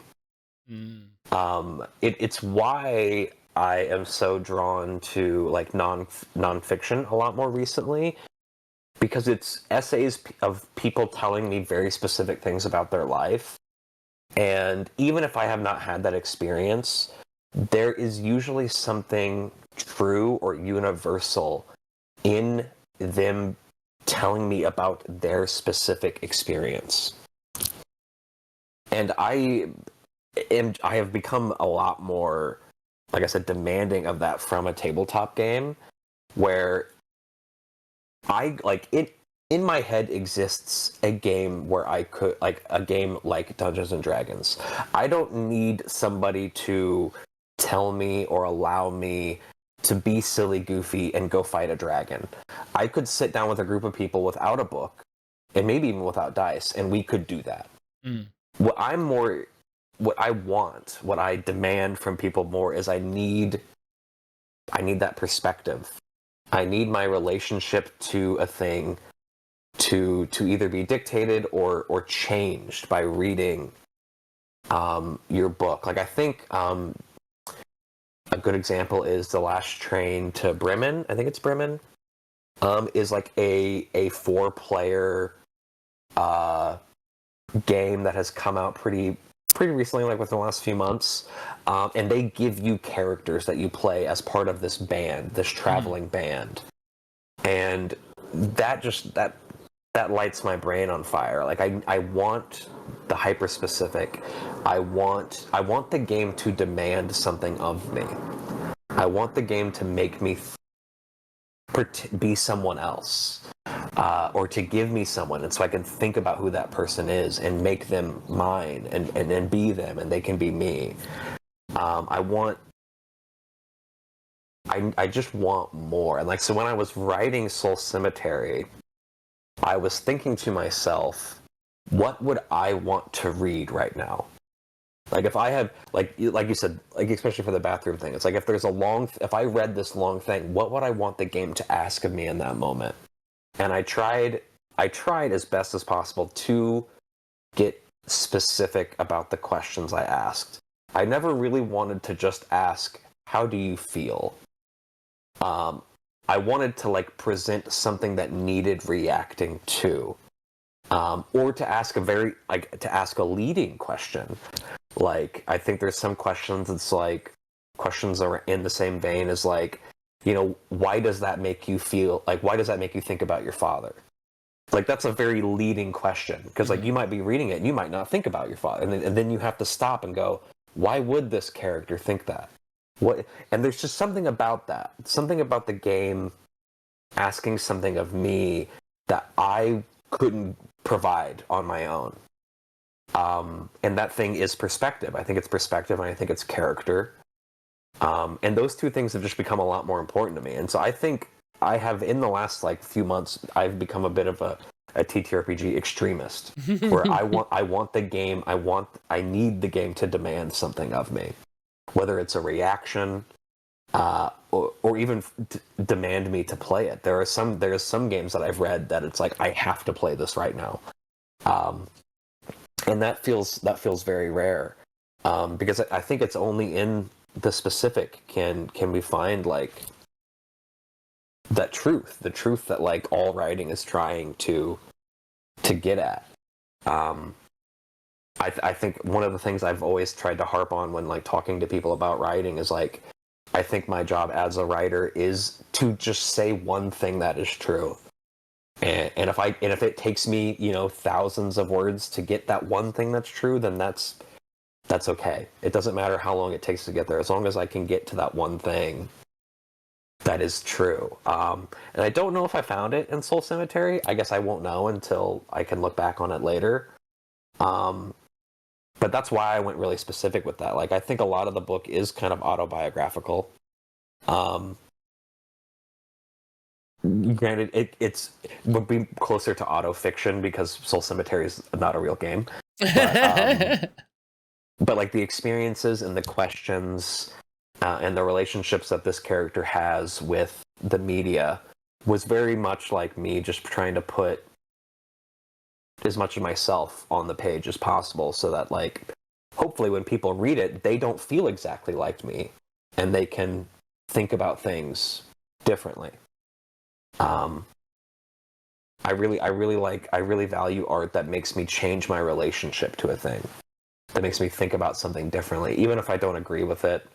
And even if I end up discarding it later, like for something to ask me to think about something differently, I think is like a very valuable and important thing that art can do. And not to get like existential, but like I think that's important, because I don't think art can really give you the answers to things. I think all it can do is help you have a different relationship to that thing. So that's long answer, but no, it's I'm here to destroy tabletop games with specificity. No, I think, and I think that speaks to the thing that keeps coming up about games about being weird little guys is, if a game just said, if you were just like, here, check out my new game, and it was like, be a weird little guy, and you're like, okay, but like what kind of, but like what way, like how, and okay, better game, you're a weird little guy, immediately better game, because now you're telling me. And then it's like, describe his weird hat, and you're like, all right, let's go. Yeah. I like leading questions. I like a leading question a lot. It says a lot. And I think that's something that what a lot of like journaling games I think tend to miss, is like the questions. I think the questions should be kind of leading. I think they should be biased. I think the questions need to be more biased. Because I can always decide to ignore that bias. I have that agency to say, no, I don't want to think about my father right now, or no, I don't think that's actually true. But like, I need the game to actually be in conversation with me. I don't want it to take it easy on me. I want it to come at me and say, you have to deal with this. Like, you describe your silly little hat. It's like, what if I don't want a hat? My silly little hat is on the ground. I've stepped on it. It's in the mud. Describe like, your silly little hat. I stepped on it. That's how I describe it. Like, oh, guess what? You did it though. Like you described it. You have agency to refute the pointed question, but like, I think the game needs to be pointed. I think that's the only way you can truly feel like you have the agency, or give it up if you want, because that's most of tabletop games, is having agency or choosing to give it up for something, for the story, or for like that one really cool moment, So more specific, ask me about my silly hat. That's the new motto. Ask me about my silly hat game jam coming soon. I mean, I think that's the fun of it, right? Like that's the is when a game, because what it is at least like when I feel about it, when a game is just like, you're a weird guy, describe your weird guy, and you're like, I don't know. It feels like the game is more sure of itself. It feels like the person who wrote the game was more sure of the idea, was more locked into the idea of like weird little guy game, to be like, no, you are a weird little guy. To play this game, one, you have to assume and accept that you're a weird little guy, and two, you have a hat and you have to describe it, as opposed to what's your weird little guy? Maybe he has a hat. I don't know. That's one of the games that like really changed my life. Is a game by Avery Adler called Teenage Witch, or Teen Witch. It might just be Teen Witch. And one of the first lines in that game is Avery Adler saying like, to play this game, you need to be a girl. Like, you have to become a girl. And it changed your life. Well, I mean, yes, but also it's just like the game, like, because obviously anybody can still read the book, but the point is that part of the experience is this, and that like evokes. I've tried to, since reading that, I've tried to start every game, like even like the more traditional role-playing games by having a sentence that says you are this, or like to play this game you must blank, because like that just feels like such an evocative, like, okay, it's the game's turn now, and then I will have my turn when it's done. Very much like, you know, Vincent Baker has always tried to hammer home that a game is a conversation. It's like, I think the book needs to start that conversation. I think it needs to be part of the conversation. So yeah, I agree. Yeah. You are a little guy. Oh God, what was the question I was just gonna ask? Oh fuck. Oh, I got it. So like this is one of those questions where it's like I think I know how you're gonna answer, but sometimes you ask the question and you get fun answers out of it. How do you view like the sort of I guess we'll call like duality of games, like games as a text versus like games as a play, like reading the game versus playing the game? Like, you know, you talked about reading Teen Witch, and it's like, okay, well, you can read the book, sure, like that's fine, but like that's different from playing the game, right? Like, how do you sort of draw those parallels? How do you keep those ideas together? Because I think there's something like, I think it's fundamentally different. I think they're two very different experiences. They overlap a little bit in that by playing the game, you'll probably read the book, and by reading the book, you can conceptualize and understand playing the game. But I think there's something so different about, like, I'm reading these words, you know, especially depending on the game. Like, I'm reading these words. Okay, that's fun. And then I'm playing at the table. I think your opinion is definitely the more like, that's like, I think most people feel that way, actually. I think most people do have like this dichotomy. I think the extremist answer, which I know like some people have, is that like everything is play, everything is a game. And I don't like that answer, because then it's like, why do we have the language of game and play then if it is just everything? The thing I do agree with, though, is that like play is kind of like, it is kind of a nebulous term, in the sense that like we were saying before, like, I think one of the earliest things people did was pretend to be their friend and make fun of them. That's like a thing. I think play is like a natural thing we do. And I think it is something that we obviously don't need a game to do. I think what a game is, and what it does really, is an invitation to play in this way. A game book, when it's good, is very much like a friend saying, hey, why don't you come over here and we'll pretend to be the Power Rangers for the afternoon. Or like, we're going to do magical girl stuff tonight. I think that is kind of what a game book is. It is an invitation. And like the reading of the book, I think there are some games that are meant to be read. Like, I think, you know, lyric games were heavily inspired by Yoko Ono's instructional poems, which are instructions for play, essentially. A certain kind of play, and sometimes a sad play, but a play.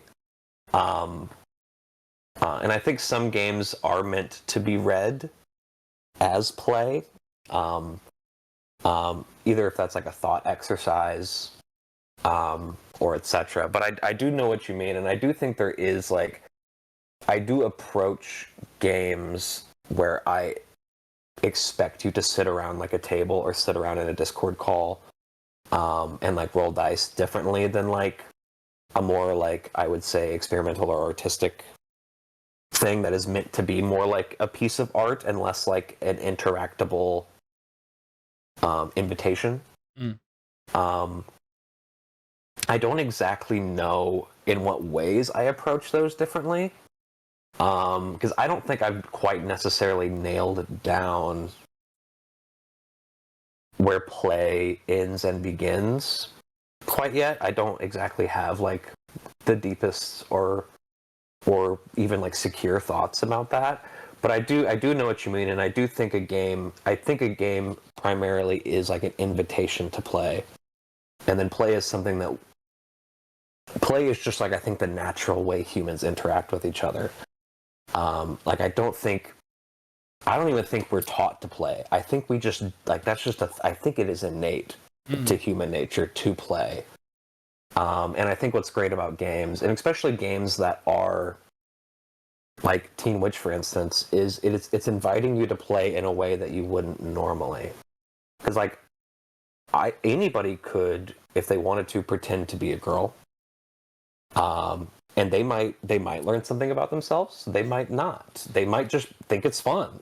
I mean, people have been doing that ever since plays wouldn't allow women to be on stage, and so the men had to pretend to be women. Like, I think there is a bit of play in the reading of like, you can't take it too literally because it is play. You're supposed to imagine. You're supposed to pretend. And then some games like, 10 Candles is a very artsy game that asks you to play in a very different way. It asks you to gather objects. It asks you to play in a dark room with only candlelight. And that, to me, is only, aesthetically different than like a dungeon crawler that asks you to sit around a table. It asks you to get graph paper. It asks you to put on Rush, 2112. I think there's lots of these different ways that the game can invite you to play. And I think all of them are like I think a dungeon crawler would be made better if at the beginning it told you, hey, to play this game, just be a dude, bro, tonight. Yeah. Grab a sixer of beer and put on the latest Metallica album. Or no, not the latest. Put on an old Metallica album. Put on 80s Metallica. Yeah, like I think a dungeon crawler would be made better for that, because it would make me think like, okay, that's the kind of vibe I'm bringing to this character. Is like, I'm the dude bro who's in a frat who's pretending to be an orc, like there is a bit, I don't know, I think there's play in the writing and the reading and the way that it makes you or asks you to experience the game and play it. And I think the further away from that you get, I don't think you really lose something, but I do think there is a difference. Like if you read like AD&D, that's going to be much different than reading. You're going to bring a lot more of yourself to that. You're not going to be inherently taking on so much of what the game is asking you to do. And that's fine. That's like a different way to play. Sort of like, if we were talking, you talked about like the axes. There's like books that ask a lot of you, books that ask nothing of you. And granted, AD&D is probably not the best example because it asks you to do a lot of different math things. But it doesn't really ask you to bring anything specific to that. Like, you're coming to that, just going to play a dungeon crawler. You can role play if you want, but it doesn't really ask you to do that. You could just play by the numbers, and, you don't even have to narrate a lot, versus a game like Teen Witch that asks a lot from you at the very beginning. And I think they're all a valuable and important, like, type of play. I just personally, at least at this point in my life, because this is a very new development for me, am very much in the I want the book to ask a lot of me.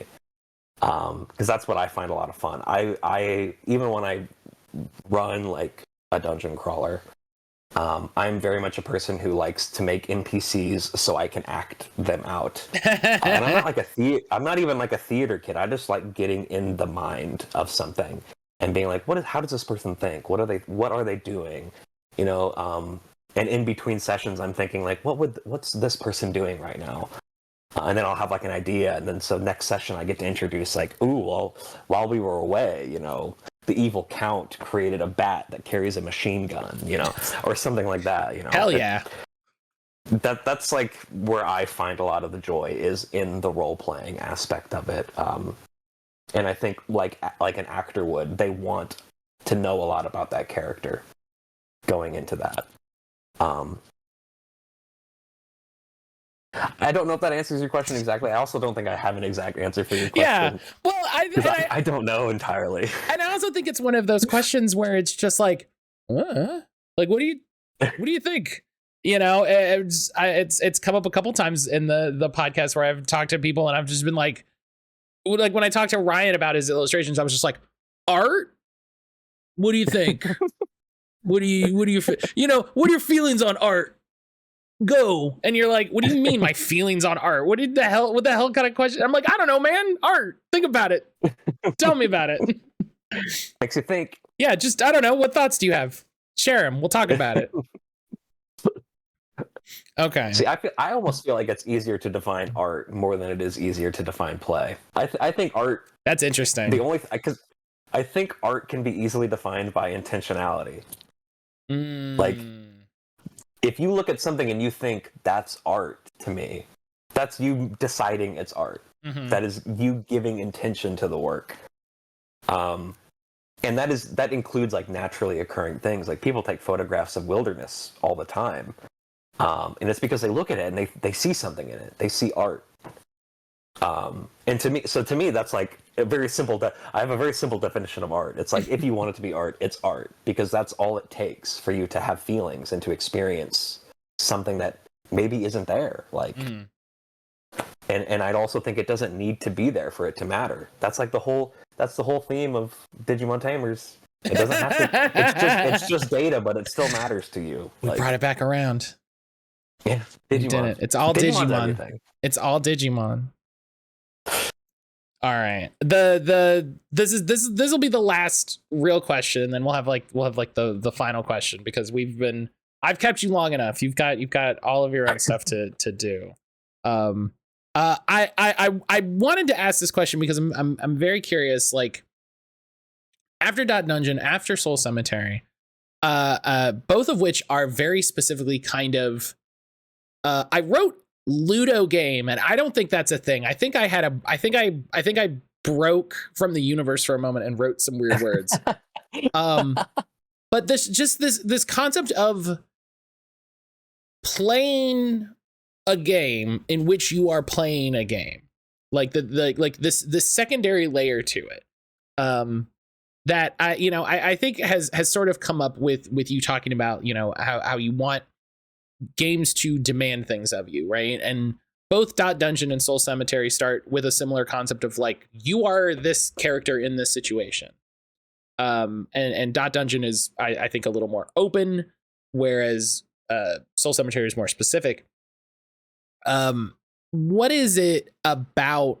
And I mean, hey, this might be literally the thing we just talked about. Like, what is it about that like space within a space design that sort of speaks to you? The idea of just like, not only are you the person playing this game, you are now also the character playing, because in Dot Dungeon, you are yourself playing a character who's playing a character in an MMO. And like, that's hilarious. That's hilarious. A lesser game would have just been like, yeah, pretend you're playing an old MMO. It's like, no.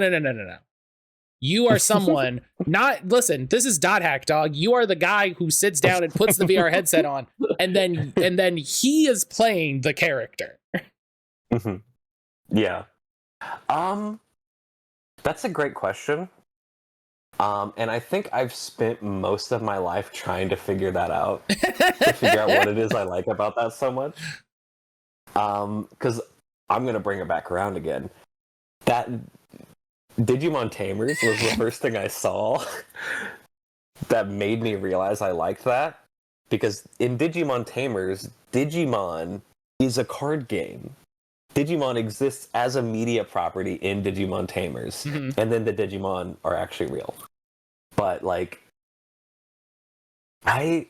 it's like the same reason why I like Wes Anderson movies, because they're usually a movie about somebody telling a story, Mm-hmm. and then you see the story being told. Or like in Grand Budapest Hotel, it's a story about a girl reading a book about a guy who met another guy, and that guy tells him a story. Like there was I think the closest I've come to answering that question is somebody talking about Wes Anderson, and they, in their like analysis of his works, they said that he just loves stories so much that he wants you to see that it is a story. Mm. And that you seeing that it is a story doesn't change how much the movie affects you. And I don't know if that's exactly what it is, but I do like, and I don't even know if I do it as intentionally. I do agree with that, and I do think that even if I point and say, in that dungeon you're playing a person who's playing a game, I think it's almost me testing that I don't think the stuff that happens in the game is going to matter any less to you. Like I think it doesn't matter how long the chain is. It's going whatever happens, it's going to travel back to you, and you're going to feel something. And there's just something about that I find fascinating. Like it doesn't matter how many layers there are. You're still going to be like, oh wow, I don't want this session to end, or like, oh, I really wish that character wouldn't have said that to me. Like I don't exactly know, but I'm gonna keep doing it. There's the mech game I'm working on is. Wait a minute. This is gonna Hang be one on. of those things that you. This is one of those things that you're gonna be able to like clip out of context and use to make fun of me as like, there she goes doing her stupid shit again. But my mecha game is an old cartoon. Yes. Yes, I love this. I love where this is going. Yes. It's an old cartoon, and in the cartoon, these people enter a virtual reality thing to enter this mecha world. Oh hell yeah! It's that one episode of Johnny Quest that I was fucking obsessed with. Exactly. Or like Code Lyoko. Like I love Code Lyoko growing up. And that's a show about a bunch of French kids who go into a computer and fight viruses. I always forget about Code Lyoko. I can never forget about Code Lyoko, even though it's like I've tried to rewatch it and it's really bad, but I still love it. But yeah, I love, and as a writer, it lets me have fun in a way that like a more straightforward thing wouldn't. Because like part of what I liked about that dungeon, and part of why I've kept like writing more stuff about it, is I like world building these fake worlds. I like being like, no, in this world there is a VR headset that lets you enter the like. I like that sort of like writing a fake company's history, and then making that history like exist in the game world itself as like abandoned accounts, and like the destroyed fort of like somebody who used to work for the company. Like I think it's just fun. I just find it fun. I like writing. Like I have in the latest update for Songbirds, there are TV shows you can watch, and I loved writing the fake TV shows that exist in the Songbirds universe. It's just, I mentioned Thursday earlier, but I've been talking to her a lot about this stuff because she's also like super like on the same wavelength as me, and I don't think either of us know why. We just keep trying to push it further and further. How weird can we be about it? Let's find out. Yeah. Can we put I've already decided that Dot Dungeon is a game that exists in Songbirds, so there will eventually be a thing I write for Songbirds that's like a miniature version of the rules of that. Like, so it's getting deeper. You got to play your Songbirds campaign, and in the middle, you're like, okay, this is the session where we all get in Dot Dungeon. You find a Dot Dungeon disc, and now we got to play Dot Dungeon for a little bit. It's so fun to me. So I don't know if there's a good reason. I don't know if there's even like an artistic reason. I just think it's fun. Listen, that's a good reason. That's an artistic reason. I just think they're neat is valid and good. I just think they're neat. I'll wait for somebody else to write like an essay about me, and they can figure that out because I can't. Someone writes an essay and then you watch it, you're like, oh, they're right. Yeah, that's what it is.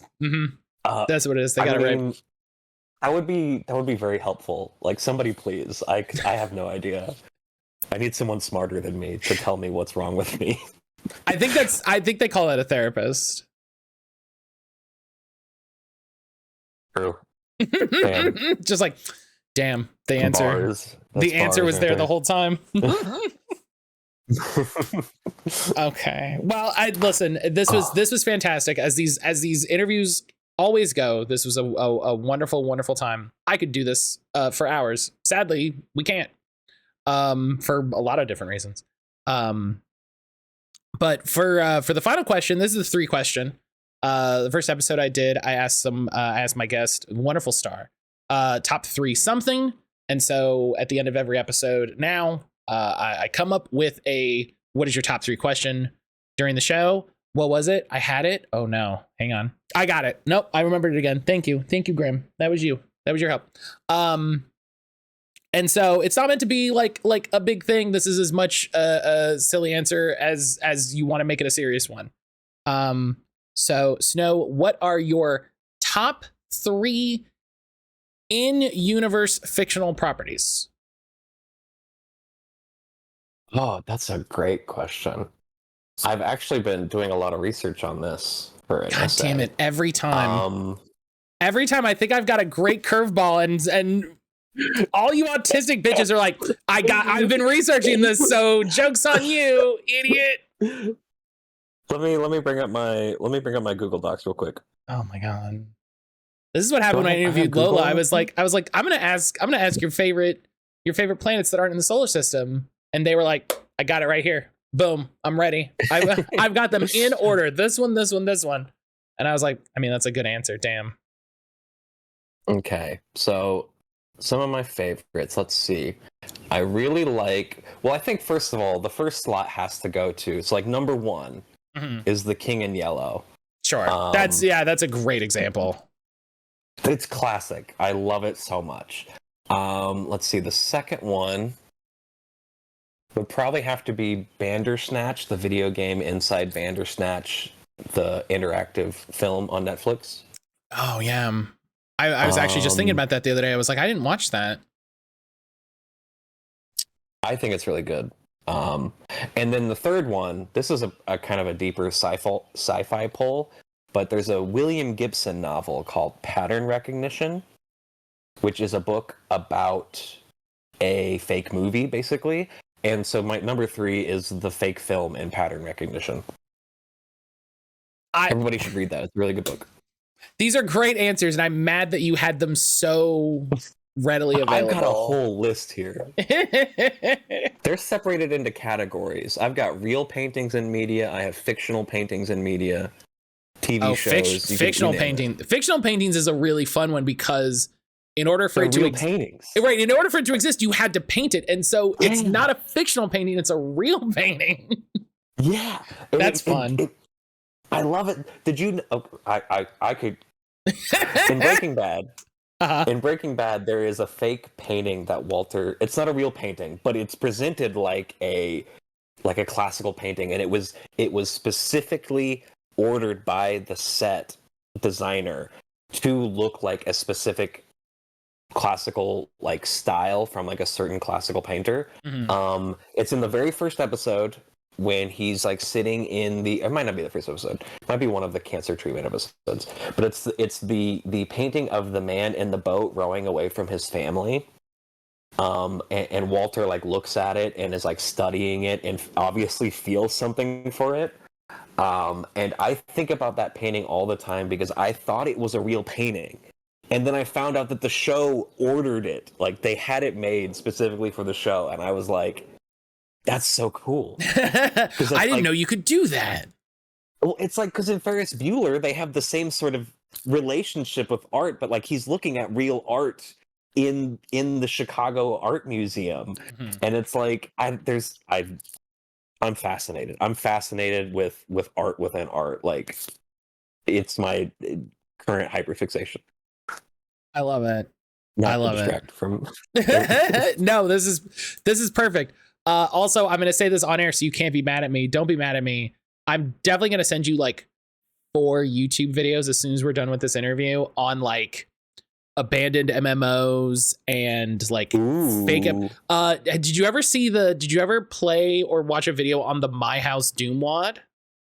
Yeah. Okay, yeah, because I was definitely going to be one of those of like, if you don't know about that, I definitely have to send you a video on that.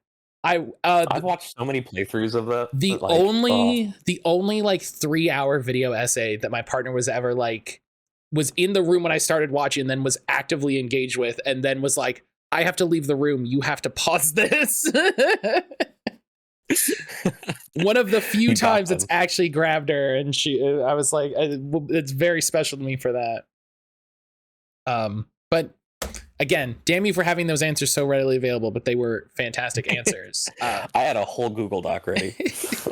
But with that, we have to be done because it's been 2 hours, and that's more than enough. Oh wow. And that's more than enough for all. Yeah, my last interview, he was like, my podcast is only 20 minutes, so I don't know how we're gonna do 2 hours. And then at the end of the 2 hours, he was like, wow, that was 2 hours. That was fast. We did. I was like, yeah, you were worried. We did it. Talking is fun. We love talking. Boy, autistics love talking. Let's eat that shit up. But here at the end, so I'll give you one last sort of little outro bit so everybody knows. Where can people find you? What are you working on? Where do you want to steer people to? The podcast I just did had a great thing at the end that I'm absolutely going to steal, and I'm going to tell them that I'm stealing that. What is a piece of homework for the people listening? He hit me with that question. I was like, this is the best thing. I've never heard this. This is fantastic. But yeah, just a little outro right here before the end. Okay, well, homework assignment. I think everybody should read Pattern Recognition. William Gibson is legendary sci-fi author, wrote Neuromancer, which was like the birth of cyberpunk. Pattern Recognition is good. Go read it. You can find me, you could literally just open Google and type Snow TTRPG, and you will probably find my itch page immediately. You can find me on Substack, which is where I post. I've been posting like once a week, just doing like this new segment, this new thing called TTRPG School, where I am trying to get people to read more games and talk more analytically about games. I have a review of Lancer on there that I think is pretty good. And so Soul Cemetery just wrapped up. I would keep an eye out for me and Charlotte actually are working on a hack of Mothership called Dull Scythe. And so we'll be talking more about that. It's a magical girl game, and it's very exciting. Oh, okay. Hi. Hello. Yeah. Yippee. I think this is the first time any of us have said anything except in little tiny private Discords. So that's exciting. Sorry, Charlotte. Should have said don't mention it on a podcast. Like, oh damn. Okay, now I can't. Yeah, and as always, all the links will be in the show notes. All the links to all of Snow's various things, all the stuff we talk about will be in the show notes. So yeah, that's been another one. Snow, thank you so much for sitting down. I didn't gush hard enough at the intro. Snow was among the group of people that I was like, after I get like a good like 20-25 episodes, maybe Snow will be on it. And then I said that out loud to Charlotte, and Charlotte was like, you should ask her. I'm going to send you her email. So do it. And I was like, all right, damn, I guess I will. So this was fantastic. Thank you so much for taking the time at a very busy point. Thank you so much. But yeah, maybe we'll be back to talk about Dull Scythe. I'm excited about that, if nothing else. If you get me and Charlotte on here, you wouldn't have to do anything. We would just yap the whole time. So. That's fine. That's great. That's that makes my job way easier. But yeah, this will be the end. Snow, go ahead and say bye, everybody.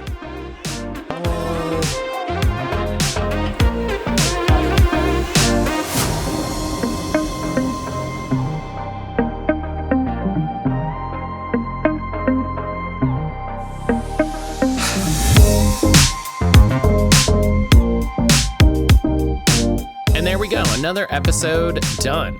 First off, I want to thank you all for listening. Thank you as always for listening to the podcast. And thank you so much to Snow for taking time out of a very, very busy time for her to sit down and chat with me about Soul Cemetery. You'll find a link to Soul Cemetery on Itch, as well as everything, as always, in the show notes. I highly recommend you check it out. It is very unique, very interesting.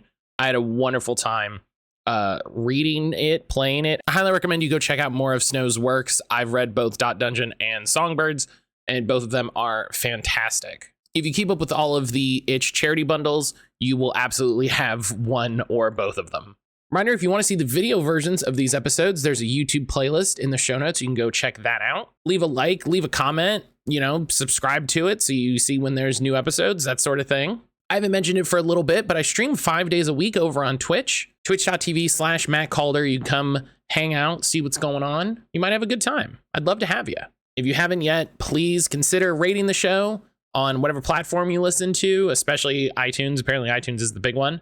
And share it with a friend. Tell somebody, hey, I just heard this cool interview with this cool designer. You should check it out too. But that's enough out of me. I gotta go do some cleaning, so I'll see you all in the next one.